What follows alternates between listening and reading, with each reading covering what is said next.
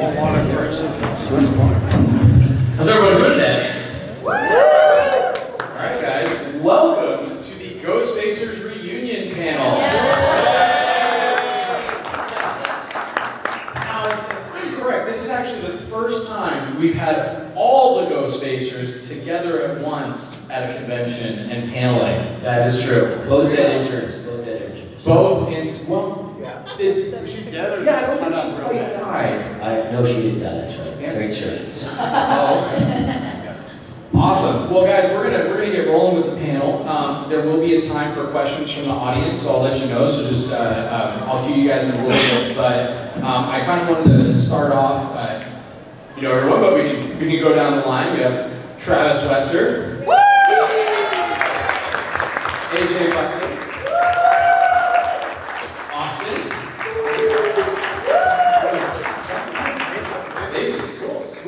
All right, we've got Brittany Ishibashi.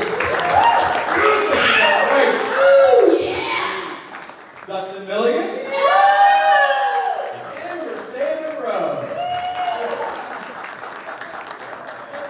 Awesome. So, guys, first kind of, the story of the Ghostfacers and how this grew, through the Supernatural show. But how did we get to the Ghostfacers web series? Is what I want to talk about. How did it kind of became a life of its own, and you guys ended up with a really, really cool web series. How did that come about?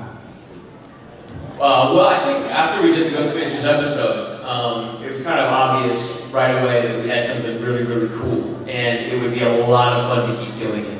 And so AJ and I put our heads together, and I think the first thing we did was that Christmas thing. Yeah. We did like a Christmas thing. Yeah, Phil, who's an executive producer on the show, he let us use his house and use all the props that we used on the show to film in his house, and we just did these web videos, like 2 or 3. Yeah, we went down. And then we went down to San Diego Comic Con. We did one for that, and then we did the Castiel thing.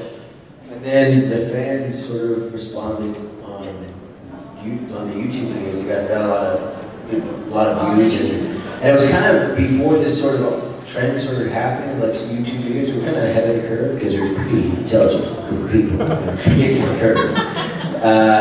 And it started taking off, and then Travis and I got a call one day to go to Kirky's office, and we thought we did something. Yeah, we thought we were in trouble. We were like, oh, what do we do? And then Kirky walked into the room with like 10 executives, and they're like, hey, what do you guys think about doing a spin-off and you guys writing it? We're like, what?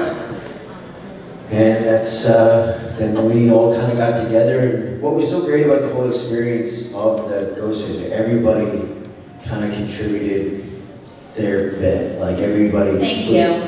You're welcome. See? But everybody brought so much to of their own characters, it sort of wrote itself, so it was a really easy process. Now, how much of those characters, so sidebar, I've been friends with Travis for a long time, and when I first watched that, I'm like, did you write that? Like, that's you. That's you, just you being you on screen. How much of those characters are natural extensions of who you guys are as people? Well, I think what was really cool about the Ghostfacers, so we did, AJ and I did the first episode in season 1, and then I think what was really cool about the Ghostfacers episode is that we really got a chance to take a level of authorship over these characters that I don't think any of it, I know I hadn't had in any kind of professional acting gig. A lot of it has to do with Phil Sacrisi when we first got there. You guys remember he gave us that list. He gave us this list of questions that we might get asked at any given point. And so Austin and Brittany and AJ was still working on the CSI at that point. He hadn't actually arrived, but we all got together, we put each other together. What's up? We met in Earl's. Yeah. Vancouver. Yeah, we did. Classic Canada. Classic Earl's Time Shadow. Yeah. And we got together, we just kind of went over this list of questions, and we, through that process, got to discover who these characters were and how we could best, serve these characters as actors. Yeah, Phil also, we used real cameras during the first episode. We basically filmed most of the episodes like the episode was on these mini HD, like Sony HD cams. And then when they had to do like a major special effect or a visual effect, we would have the actual cinematographers and camera people come in and film exactly what we did. So most of the episode you see is what we filmed. Well, the money shot in the Morehouse episode where Corbett, after he's dead and he comes back in his glory and then immediately goes into focus. Wait, Corbett dies? Oh, you have to tag spoiler alert or you get trashed on the internet, even years later. I shot that. I think he was like, she got it. That's right. It's funny actually because I also, I was rigged up with the like the RoboCam, the RoboCop camera rig. Yeah, I'm nailing this. Unlike all of them, everything that I shot, regardless of whether or not there's a special effect or not, they then put an actual professional behind the lens and reshot everything that I did. To each their own. We all have our strengths and weaknesses. Apparently mine wasn't filming like everyone else was able to. One of the unique pieces is that you guys were at the kind of the height of that found footage genre, the kind of Blair Witch thing, and doing some of that, which was really, really cool.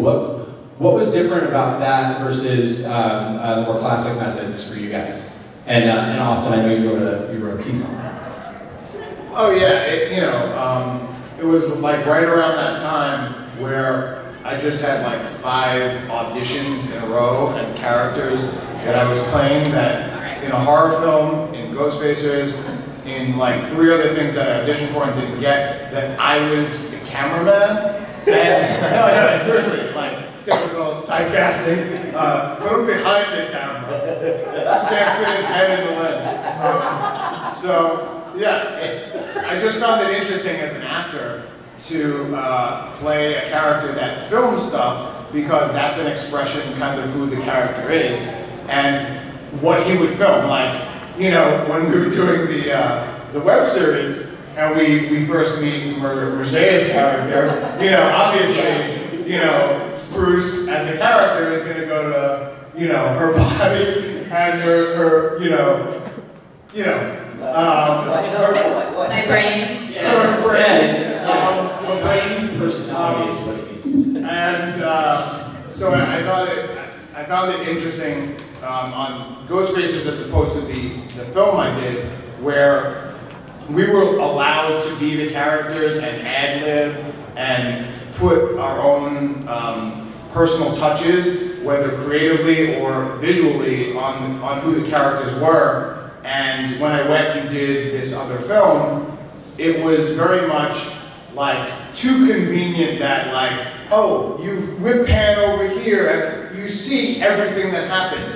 Where in actuality, if something's happening and you're filming and it's like really horrific, you may even go like put the camera down and not even film it, or get there just a second too late as someone's getting killed.